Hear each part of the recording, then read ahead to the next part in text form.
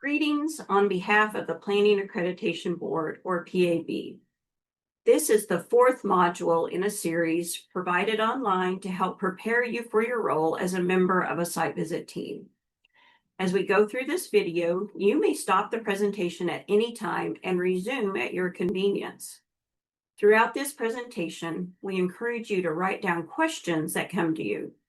If your question is not answered or you are confused about something in this video, please contact PAB staff and they will get back to you with an answer. In addition to the training modules, the PAB website has several valuable manuals and additional resources for site visitors. Please read these manuals and review these resources prior to your visit, as they will refresh your memory of some of this information and provide more detailed information than we can share in this video. Accreditation standards are critical factors used to assess program quality and success. Each standard is supported by multiple criteria, which provide specific details on relevant aspects of the standard itself.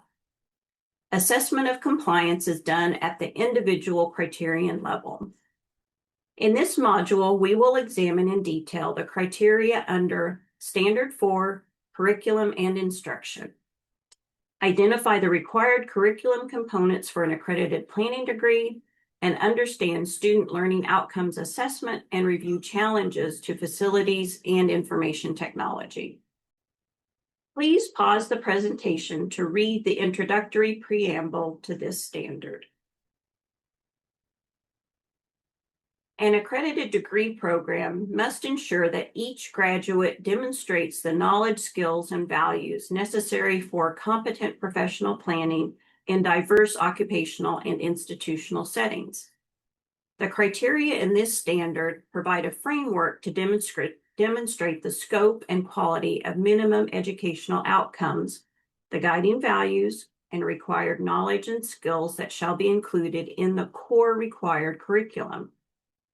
The standard also seeks to ensure the program has sufficient human and physical resources to deliver the curriculum. PAB acknowledges that programs may illustrate required and elective competencies in different ways, depending on the populations they serve and their own strategic orientations. There are 7 criteria within this standard. Let's address each one in turn. For each, we will review the language of the criterion, the rationale behind it, and discuss situations that could be considered challenges for compliance. These examples are meant to illustrate situations that might be red flags for site visitors. The examples are not intended to serve as strict definitions of lack of compliance. Guiding values is the first criterion within the curriculum standard. Please pause the presentation to read this text. This criterion addresses the core values of the planning curriculum. While individual programs will differ in how these areas are covered, these values are typically included in the program's required coursework. The criterion is divided into 3 areas that detail the requirements related to the guiding values of 1, diversity, equity, inclusion, and social justice. 2, sustainability, resilience, and climate justice. And 3, professional ethics and responsibility. Please note that PAB is looking for how the program makes sure all their students understand the guiding values and the required knowledge and skills of the profession in Criterion 4B. Next. This is commonly done through a set of courses required for all students, often called core courses. This is the easiest and most straightforward way. However, it can be done through other means. If all students are included, like annual volunteer activities with debriefings on lessons learned, study abroad, trips to different places to experience planning in different contexts, etc. There are different ways to meet criteria 4A and 4B, but they do need to be regularly offered for all students, with evidence of 4A and 4B being analyzed and evaluated by the program. Required knowledge and skills of the profession is the second criterion within the curriculum standard. Please pause the presentation to read this text. This criterion addresses the core elements of the planning curriculum to be covered in the program's required coursework. While individual programs will differ in how these areas are covered, the mastery of these elements is compulsory for all students in the program. The criterion is divided into two areas that detail the requirements related to general planning knowledge in global context and the skills and tools for planning practice. Please pause the presentation to read this text. In the area of planning knowledge, the program must offer course materials that focus on the ideas and information that are used in the planning profession. There are three specific elements of general planning knowledge in global context outlined in the criterion, which include sub-criteria: A, planning history and theory; B, planning law and institutions; and C, urban and regional development. Please pause the presentation to read this text.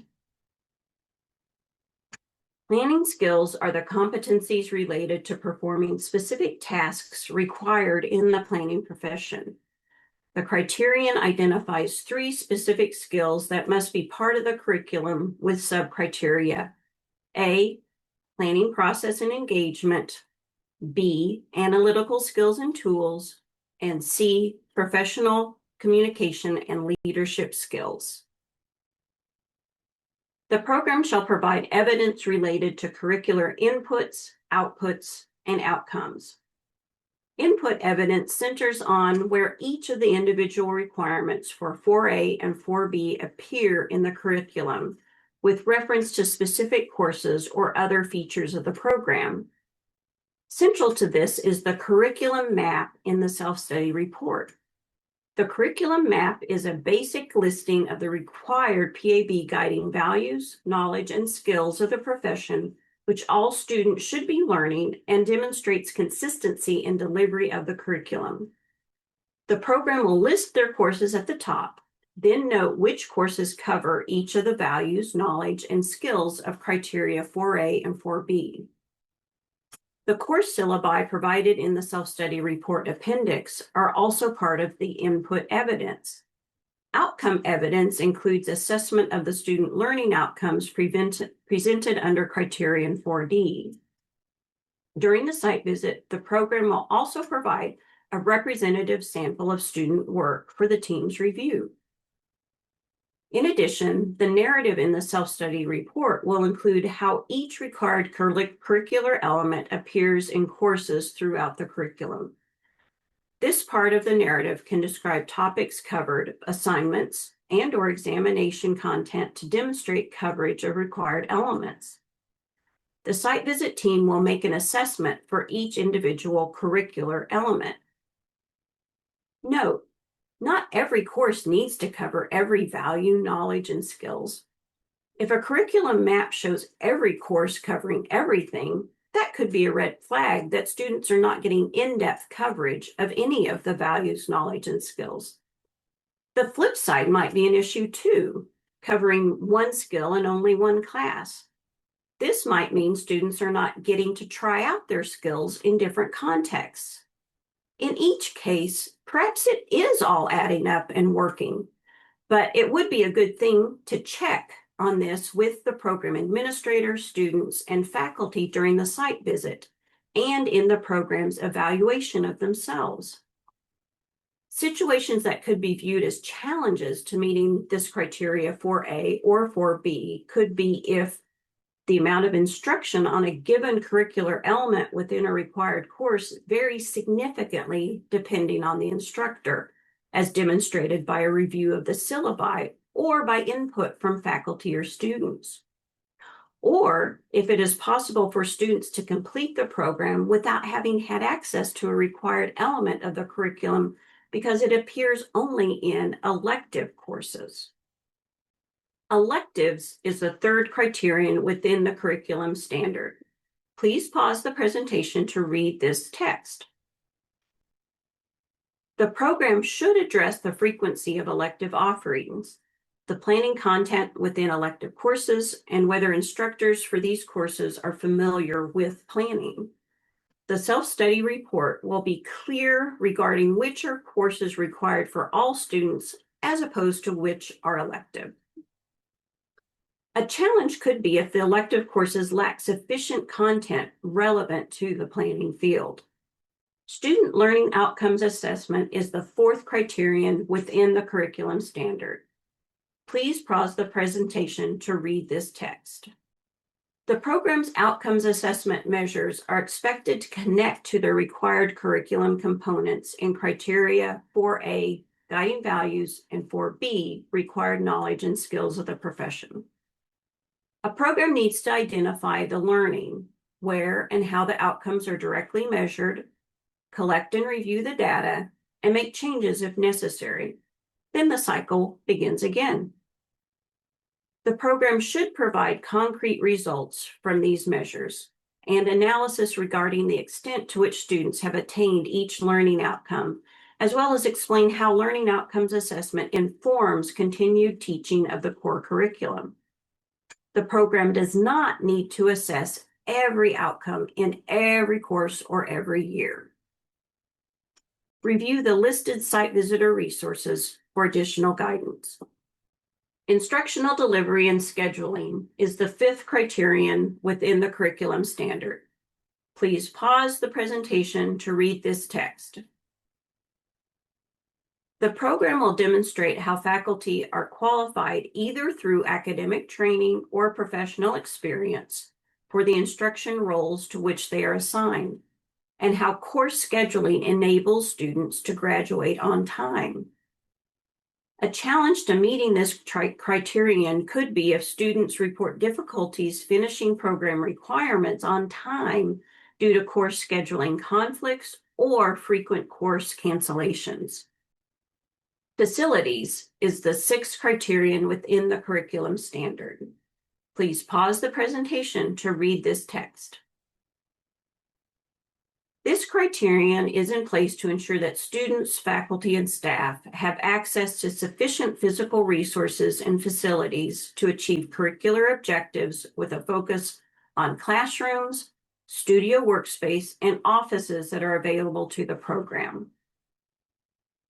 Challenges to meeting this criterion could be a lack of access or control over classroom space, especially a room suitable for workshop or studio courses.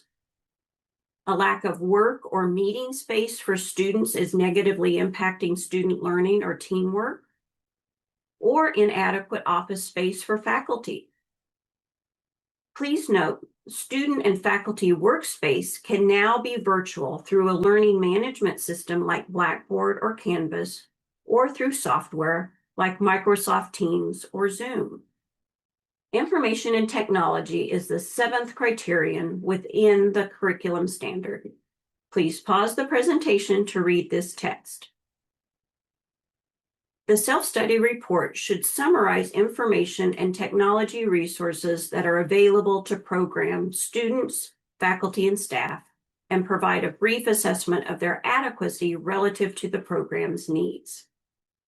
Challenges to meeting this criterion could be a lack of student access to software programs or technical support, computer labs that are not open on a consistent basis, or computer hardware in labs that is not sufficient to run required data and graphic-intensive software, such as ArcGIS. This concludes the module for PAB Standard 4, Curriculum and Instruction. On behalf of the PAB board and staff, we want to thank you for completing this module.